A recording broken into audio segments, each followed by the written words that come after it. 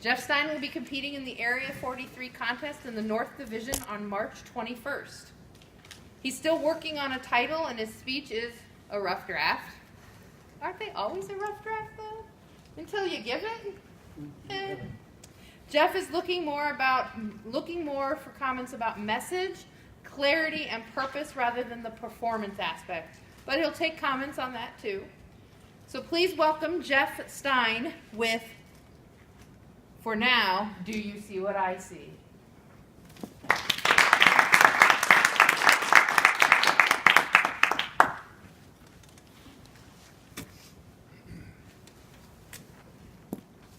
I feel a tug on my shoulder, and I look down. It's a small child.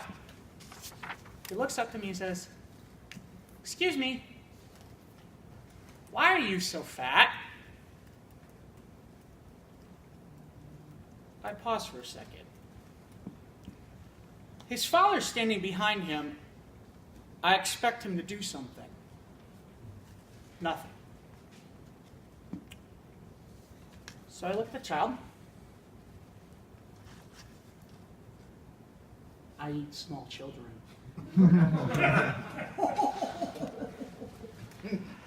Have you ever seen one of those cartoons where the eyes pop out of the head? At that moment, that child did that, and he scooted across the room, followed by his father, who had a dirty look on his face for me.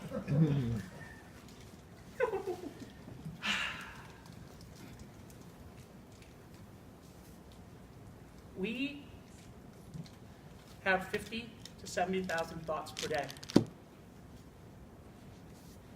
And 70% of them are negative. We have impressions, judgments, perceptions.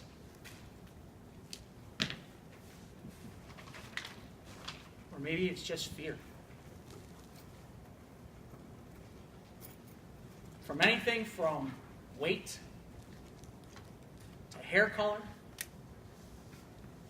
to your color of your skin, to maybe a guy sitting on a chair when he's supposed to be standing, or wearing a hoodie when he's supposed to be wearing a shirt and a tie, or sweatpants and his boots.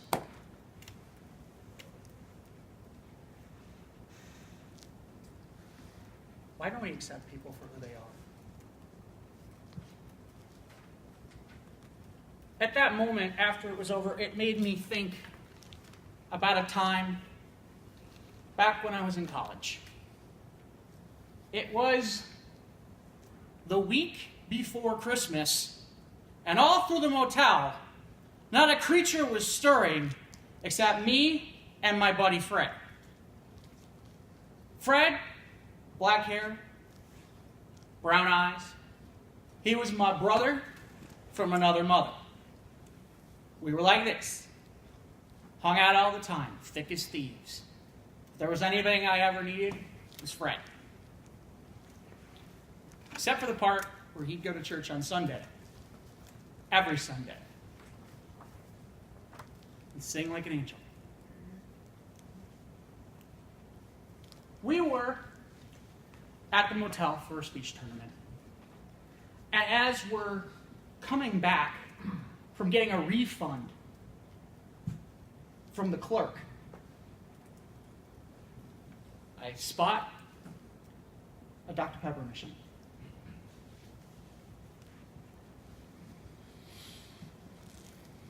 My last 80 cents. Hey, Jeff, you got any more of that? No. Really? No. Ugh. He storms up and he heads back off to the room. I get my 80-cent soda with the last 80 cents that I have. And I start to walk back up to the room. When I hear, that would be the fire alarm. I think nothing of it. I'm outside. I'm in a motel. So I continue to walk up the stairs when I hear, hey! Hey, you! I look down. There's a police officer there.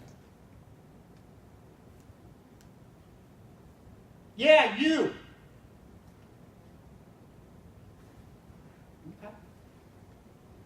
I walk back downstairs. What seems to be the shut the bleep up? Now I say bleep because if I say what I really say, I'm going to get disqualified. I'm sorry, officer, I don't Shut the bleep up!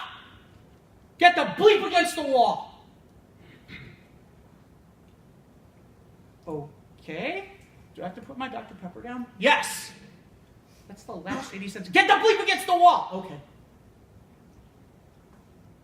Can you tell me what I did? Yeah. You pulled the mother bleeping fire alarm. Officer, I did not. Shut the bleep up! Put your hands behind your head.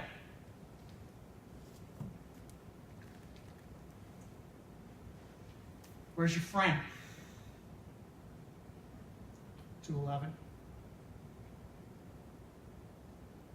He proceeded to walk me back to where the clerk was. Sat me in cuffs. My wrists, they were killing me. He didn't care. When I was a kid, my grandparents would tell me stories about how you were always supposed to speak up because of what happened to many of my family in the Holocaust. To never allow it again. So I was belligerent. And I kept talking to him. And that's when he brought Fred down. Jeff, calm down. No, Fred, we didn't do it. Jeff, calm down. Fred, we didn't do anything. A few minutes go by. After our friend, the officer, decided he's going to phone every room for the trip, which means all of my friends now know something happened, we finally have our coach come down. She comes down to get us. We go back to the room. A few minutes later, Officer Friendly tells us that the fire alarm went off in a building 3 doors away that we were nowhere near.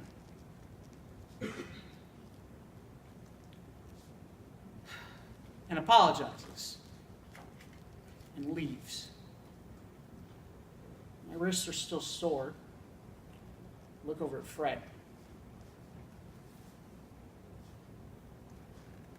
Why did you stay so silent?